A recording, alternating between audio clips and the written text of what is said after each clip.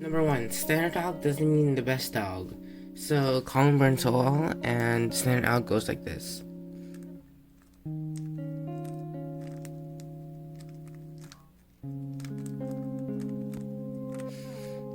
It's an okay alg, but there's a better alg which goes like this. Oops. Or you can do it like this way. Either way is fine. Number 2, probability cures don't always show the most optimal algs or executions. So we have GC Perm from JPerm, which goes like this.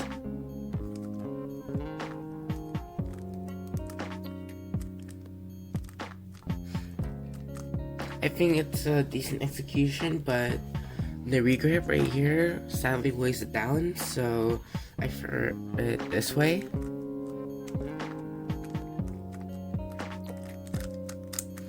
Or this way. It's basically the same way, but I use a ring finger right here instead, so I don't overwork. Number 3, doing it repeatedly shortly after learning it does not help. You've only trained one of the two things in order for you to use that alg and solve the execution. So basically, let's say you learned something like ePerm and you got the moves down and you just keep on spamming it for like 5 minutes. You just get used to the alg.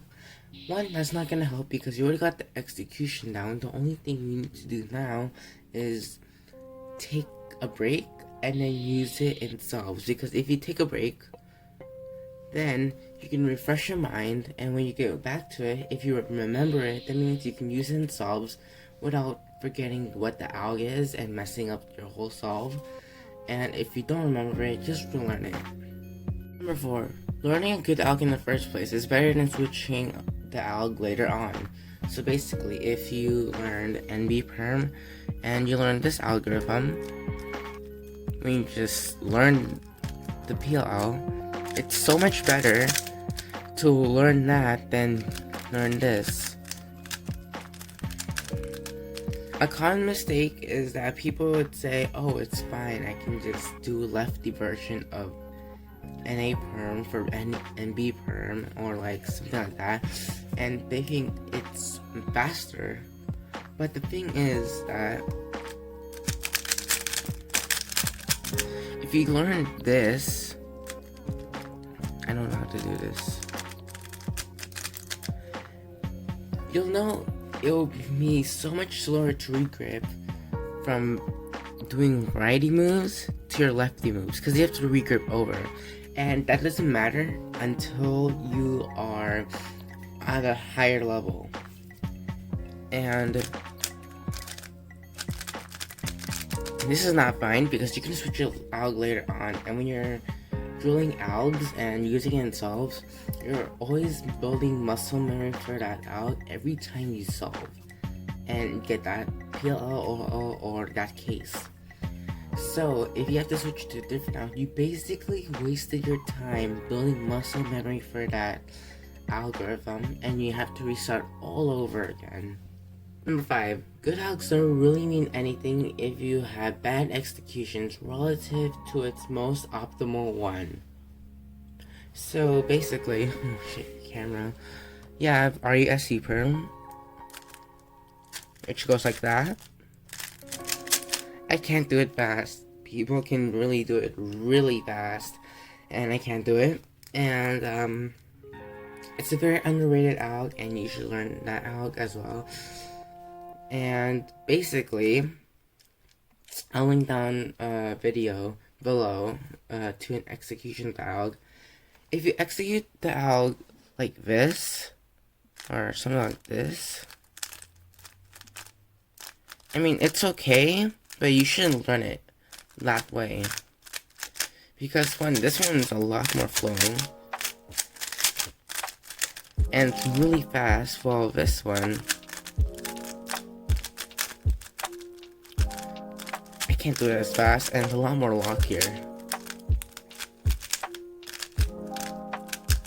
Number 6, hardware is not an excuse to not use an alg.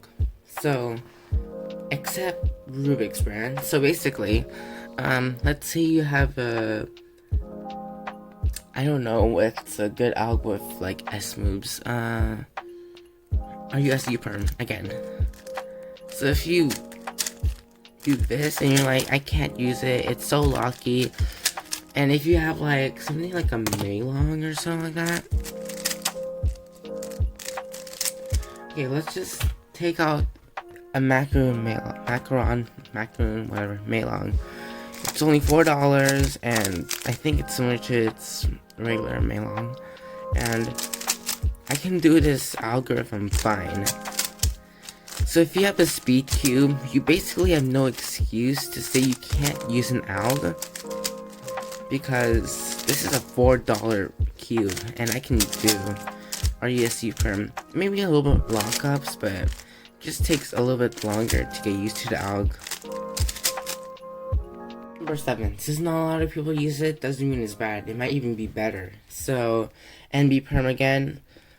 The most common NB Perm is REF, which goes like this. I don't know. Very good execution. Or something like that. I don't think it's the best one. I think it's the best one for big cubes, but big cubes is not an excuse for using an alg in 383 because 383 is different from big cubes. So just learn a different alg for big cubes. It's so much easier to learn a different alg for big cubes without getting a slow alg for 383, because for big cubes I feel like this G-Perm is really good. Not really good, but it's a lot safer. But for 383, it's really slow, and it's 21 moves long, and we'll link a video down below to the execution. And it's good for big cubes. I already said that so many times. So just learn this NB Perm. Since I don't see a lot of people use it, it doesn't mean it's bad. It's just not popular. Not popular doesn't equal to bad. So yeah, I hope you enjoyed the video. I used like 20 gigabytes of my storage just to record because I deleted so many videos, not even funny anymore. Bye.